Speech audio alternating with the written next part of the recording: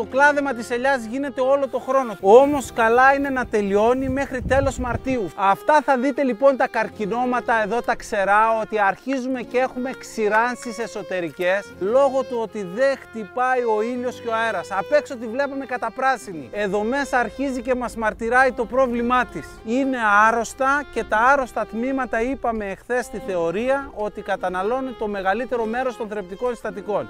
Άρα εδώ μέσα δεν έχουν καμία θέση. Τώρα που περνάει το φως μπορούν να γίνουν βραχίονες, όπου εδώ θα πεταχτεί η νεαρή βλάστηση της επόμενης χρονιάς. Εάν σαν ύψος μας βολεύει, εμένα εδώ θέλω να ξεκινάνε τα πρώτα μου. Το έχω αφήσει να περνάει το φως του ήλιου και ο αέρας για να δημιουργηθεί ζώνη καρποφόρα εδώ για του χρόνου. Τα θρεπτικά συστατικά τρέχουν στο επάνω μέρος των βραχιώνων, εδώ δηλαδή.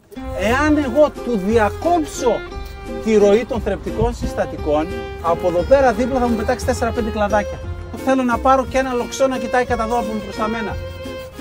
Κόβω και εδώ μία. Όπου θέλουμε να βγάλουμε κλαδάκι, εδώ θέλουμε, κόβουμε και διακόπτουμε τη ροή.